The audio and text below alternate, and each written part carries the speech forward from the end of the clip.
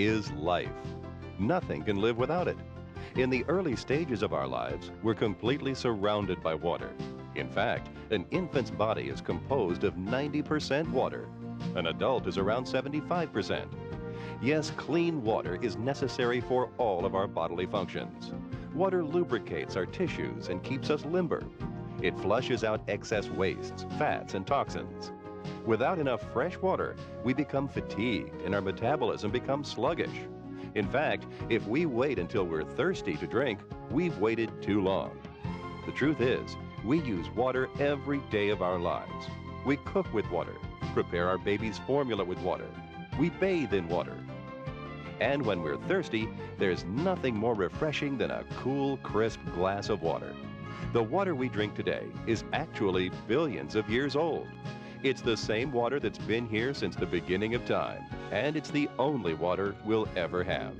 Yet, if we really knew what may be in our tap water, we probably wouldn't drink it. Ordinary tap water can be loaded with chemicals, pesticides, chlorides, and many other contaminants. Today, 7 out of 10 Americans drink chlorinated water.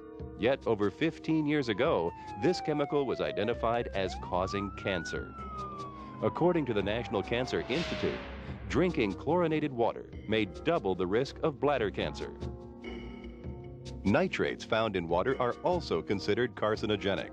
Yet the EPA reports finding excessive amounts of nitrates in over half of the wells across the U.S.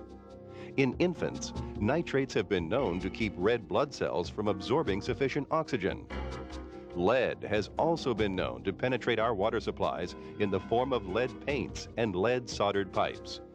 According to U.S. News and World Report, 1 in 6 children have elevated levels of lead in their blood, 40% of which is due to water contamination. The EPA says more than 40 million Americans are drinking water containing excessive levels of lead. In addition to lead, the EPA has also found over 63 pesticides that could be present in well water. Pesticides are developed by chemical companies for the sole purpose of killing living organisms. As incredible as it may seem, it's been reported that pesticides poison approximately 2 million people every year. Unfortunately, the chemical and industrial revolution has created toxic waste products that slowly poison our environment and pollute our groundwater supplies. In addition, the Center for Disease Control revealed that every year, over 1 million people become ill from parasites in their drinking water.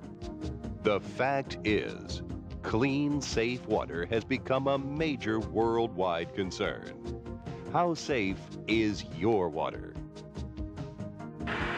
They are pesticides that may cause cancers, birth defects, neurological disorders, and so on. Most people probably don't know what's in the water. They just take it for granted and drink it and go from there. In some cases, our test results were surprising, even alarming. And it raises the question, how safe is your water? I would like to direct my question to the EPA. How safe is our water right now, the drinking water? I don't know. We've received a wake-up call. There is cause for concern, not alarm, about the safety of our drinking water in this country. And ABC News has learned that 5.5 million rural families are drinking water with toxic contaminants. Based on EPA data, at least 28 million people received water that was contaminated in excess of EPA standards.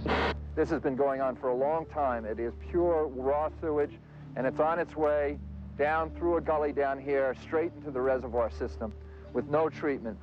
Here's what you need to know as of this moment. The advisory is still on tonight. Don't drink the water. We still don't know where this is coming from, and we don't know how it got into the water system. At one time or another, 50% of the water supplies in the United States may have cryptosporidium. Some alarming news today about the safety of the U.S. water supply. Medical researchers are linking the chemical most widely used to purify the water to more than 10,000 new cases of cancer a year. You see, chlorine is added to most municipal water supplies to kill bacteria. That chlorine can react with organic materials that are dissolved in the water to produce THMs, chemicals that are suspected to cause cancer. The fact is, water contamination can be linked to an extraordinary number of illnesses and deaths. While bacteria can cause serious sickness and even death, Other contaminants such as heavy metals and pesticides have been linked to birth defects, learning impairment, and damaged livers, kidneys, and nervous systems. Bottled water is a common alternative, but it's very expensive. You could be paying up to 3 times more for a gallon of water than a gallon of gasoline, and the freshness and purity are often questionable. In fact, based on a 4-year study of 103 brands of bottled water, the National Resources Defense Council reported that 1/3, or 34 brands, had levels of bacteria or carcinogens that exceeded purity guidelines. Filters and RO systems both try to remove contaminants by forcing water through small holes. The fact is, however, they do not remove the full range of contaminants. Furthermore, their effectiveness declines with use, so you can never be sure of the quality of water you are getting. The only purification process that produces up to 99.99% pure water glass after glass is distillation. Distillation removes the full range of contaminants including lead, mercury, copper, pesticides, nitrates, virtually all bacteria and viruses, and more. This means that with distillation, you know exactly what you are drinking: pure water. Nature's primary method of purifying water is called the hydrologic cycle. Basically, the heat provided by the sun causes water to evaporate, leaving contaminants behind.